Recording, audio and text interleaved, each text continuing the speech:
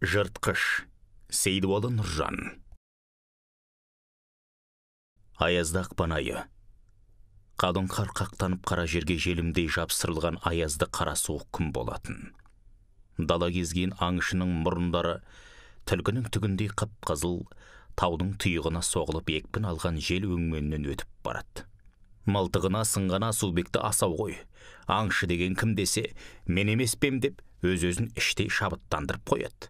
15 күнге жалғасқан ақ түнек боран басылған соң, аң біткен азық іздеп тау баурайында тастан тасқа секіріп бірінің етін бір жемей ме? Жолсыз жерді жортып ізгесіп жүрген Асаубек тым құрыса қоян атып қанжығамды майласам, болмаса аңға шықтым дегенім кімге керек деп күңкілдеп қояды.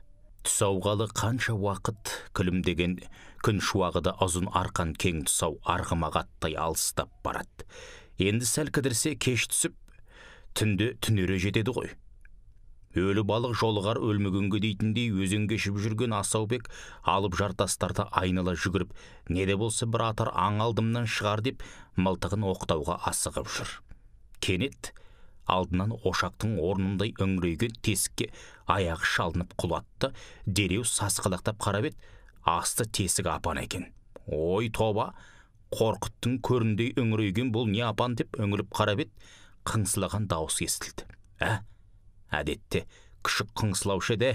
Мұнда таудың басына ит келіп күшіктемейді ғой, бөлтірік екені анық деген Асаубек бұғанды қанағат деп апанға анықтап қарап қолын сұғып көріп еді, жаңаға қысылған екі күшік екі бөлтірік екен.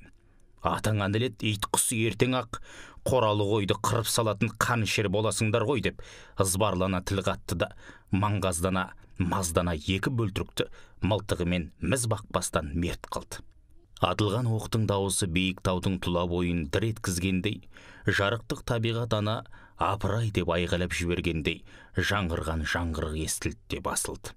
Ауыздары ыржиған күйі қатқан байғұс екі бөлтірікті Асаубек теуіп көрді де, егарына төселген қанарғапты кебіндей кигізе салды.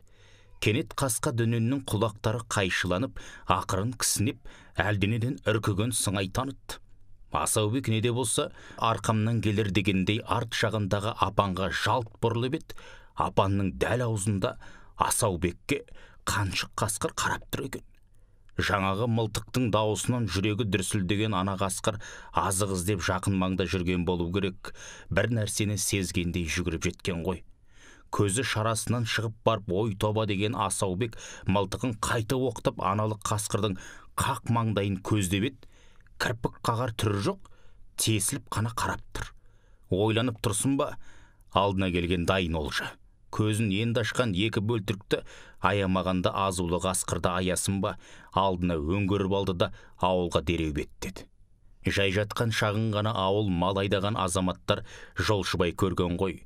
Асаубек қасқыр атып келді деген сөзді бірінен бірі естіген ағайын бірі қалмай Асаубектің үйіне сый-сияпат ала жүгірді. Армандары жаңағы атып келген қасқырының біреуі азуын, біреуі терісін, біреуі тырнағын сұрап жалмаңдап өліп барады. Кеш батты, сый-сияпатқа сый-сияпат емес жаңағы қаншықтың онысы мен бұнысына ауысқан дүниеге мәз болған Асаубектің әйелі қазан асып от жағып, шай қайнатып зыр жүгіріп жүр. Ішкі бөлмеде жамбастап жатып алып әңгімені соғып жатқан Асаубек жанындағы жолдастарына қасқырды көз ұшы жетпейтін қашықтықтан атып түсірдім деп өтірікті шындай судыратып, өзін теңдесі жоқ мергенге теңеп отыр. Кенет үй маңынан ұлыған бір дауыс шықты. Әй, қасқыр келген ба ауылға? О, сорлылар, менен кек алмақ бәлде. Маған келген болса көрсетейін оларға. Ал сендер тоқтаңдар, отырыңдар, мерт боласыңдар деп Асаубек мылтығын алды да далаға қарай табалдырықтан аттап барып, сыртқы есікті тарс жапты да серейіп қатып қалды.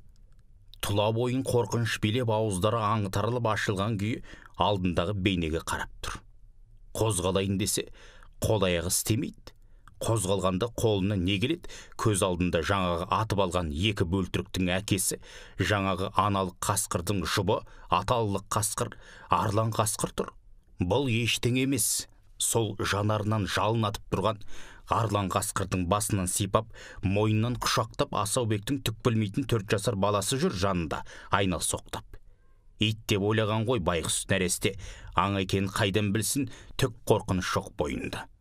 Мұны көрген әке жүрегін үрей деген езіп бара жатыр. Өзінің ақымақтығы мен айуандығына өзінің көзі енді жетті. Құдай-ай, бөлтіріктердің не кінәсі бар еді? Мен не істеп қойдым, Құдай-ай деген өксік өңменен өртеп бара жатса да, Арлан қасқырдың үнсіз жанарына қарап, «Ей Арлан, айналайын алқымымды азуыңмен бауызда келіп, тырп етсем адам болмай кетейін, баламның не күнәсі бар, балама тие көрме» деп, жанарынан аққан жас тамшыларымен жаны да сыздап барады. Асаубекке тесіліп қараған Арлан қасқыр, «Мен де қасқыр болмай қасалбасты болбақ кетейін. Ал сен де адамсың ба? Менің көзін әлі толық ашпаған бөлтіріктерімнің кінәсін ет. Әй мақұлық, өздеріңді ең мейірімді, ең ақылды жаратылыс иесіміз дейсіңдер ғой. Осы ма сенің адамгершілігің? Қаны шермен емес сенсің ғой» деп кеудесін ыза мен кек кернеп тұрған дауыс үнсіз тұрған Арланның көкірегінен шығып жатқаны оның көздерінен көрініп тұр. Жарықтық аң екеш аңда да ақыл бар екен-ау. Ол ақылдың кейде адамның ақылынан асқақ екенін аңғартпай ма? Азулы Арлан Асаубектің 4 жасар баласына тырнағының не тісінің ұшын тигізбестен кері бұрылды да жөніне кете барды. Қимылсыз қатып қалған Асаубек жүрегі шыдамаған болу керек. Сол сәтте мұздай жерге гүрс ете құлады да жан тәсілім жүріп кетті. Соңы. Оқылған Қуат Ахметжан.